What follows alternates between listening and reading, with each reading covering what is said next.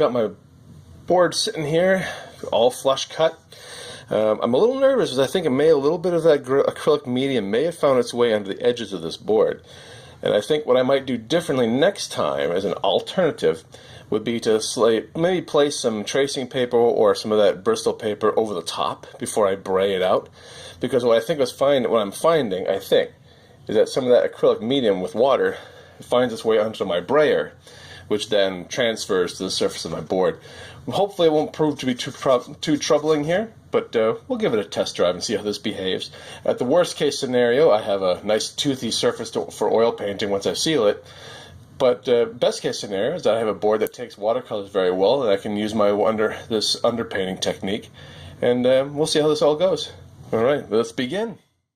Okay, well now, I'm going to try out, see how this thing takes washes. Hopefully this won't be too horrible a failure here, but we're going to give it a shot. I got my really messy palette.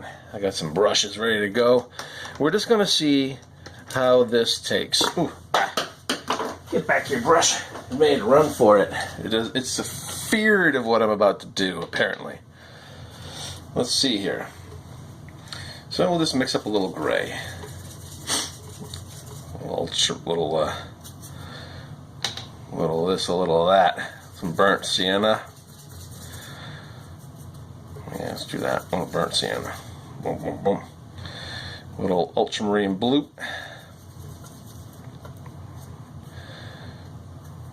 So mix up a nice little gray.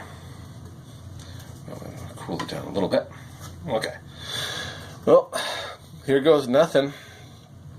Moment of truth. I've never done this. Will it bead up or will it paint? Oh, brother. I think we've got something here.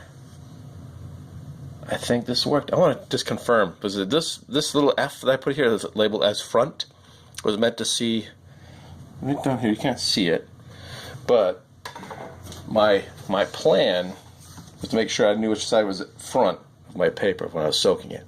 So let's see what happens when I run it. Oh, it takes it beautifully. I was afraid because it wasn't erasing that it had been sealed.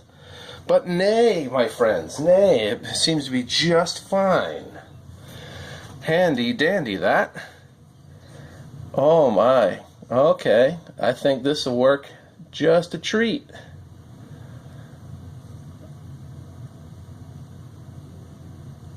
There we go.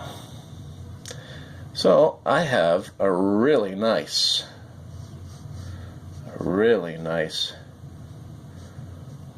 watercolor paper board that I can eventually seal and paint on top in oils if I so chose. Or I could even just have a nice, because it's mounted to board, you can just seal the painting off at the end of the session. When your painting is complete, then you can just. I'm going to give myself a smaller brush. Might as well get in there. Let's see how my lifting takes. Oh yes.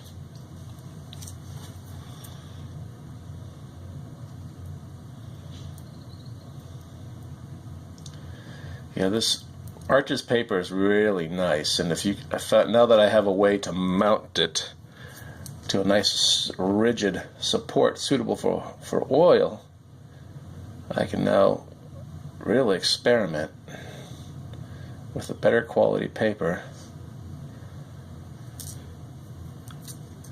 and this will work just fine, I think. So one of the added benefits of working and having a mounted board is that you can also frame watercolors. If it's on a rigid support like this, you can frame it without having to mat it behind glass. You just seal the painting with some medium or a nice little varnish, as I'm led to understand. Well, this just opens up all kinds of possibilities for me, so I'm pretty pleased by this. I'm really happy about this. This experiment seems to have been a success. And as I say, the only thing I might do differently is just to cover the paper before I bray it, just to minimize the risk of transfer, because you want to keep this pretty predictable procedure.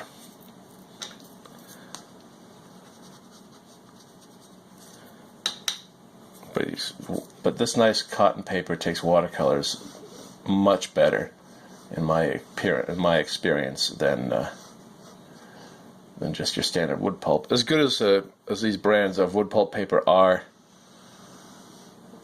they just don't quite have the same quality as a 100% cotton paper for absorption and workability. So I am pleased. I think this will be the first of many such experiments with this material. Now, of course, some of my next procedures, once I have this more or less perfected, I want to start working this on larger surfaces, larger boards, which means I'm going to have to get larger sheets of paper and then mount them to larger boards and scale it up. Which, I mean, shouldn't be a terrible taxing thing, but you are dealing with a bit bigger scale, so.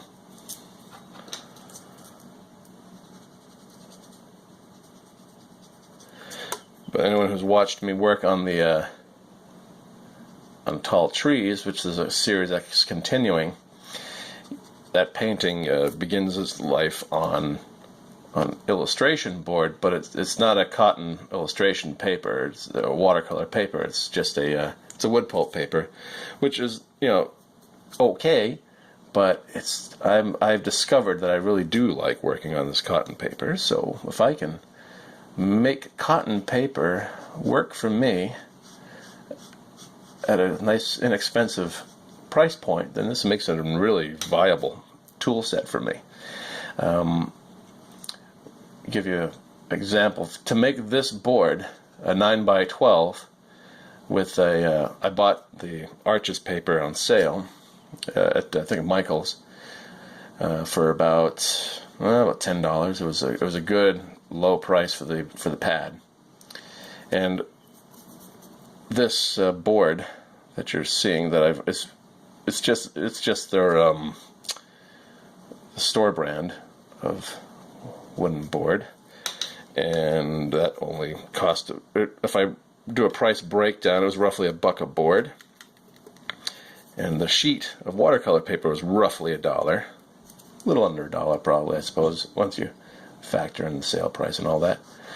So this board here cost about $2 to make.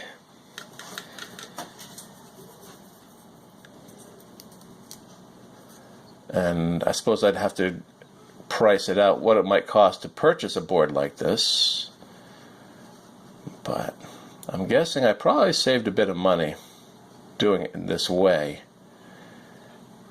and it wasn't difficult to make, and I can do batches of them pretty rapidly. The reason I'm really very excited about this particular approach, because my painting style is it's a illustrative painting style, and it's very drawing centric. I like to have a bit of control at the drawing stage. Oils are not necessarily for me, have not necessarily the perfect drawing medium for me. Pencil, watercolor on board tends to be more predictable and successful for me, and I like to have a bit more control at each stage as an illustrator, at least in the way I like to tackle things. And so that being said, watercolor is a good choice for me. This won't necessarily, your mileage will vary. Some people are much happier working on a gessoed surface with a bit of a oil paint thin with mineral spirit, and they'll wash in their initial color schemes. But I kind of want to see if I can have a bit more refinement even at the early stages of my work, if I can. So it's an ongoing process of experimentation, of course. So we'll see where my tastes go as time goes by. Oh, that's my little studio assistant. So I'm gonna keep tooling on this for a little bit, and I'll let you guys watch, and then this piece will continue to develop. Well, now that I know watercolor works beautifully the rest is, you know, recognizable territory for me. So I'll leave you guys to watch the rest of this little watercolor go by.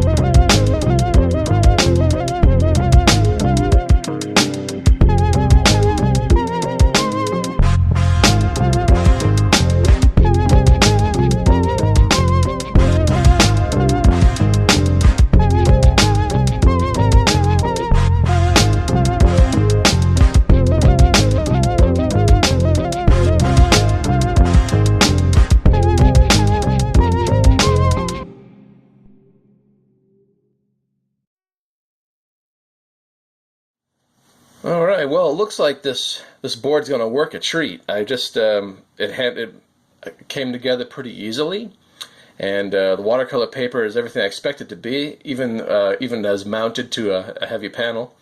And yeah, I'm looking forward to spraying this, sealing it, and working on top in oil. So I think this is going to be a really good approach to my future work.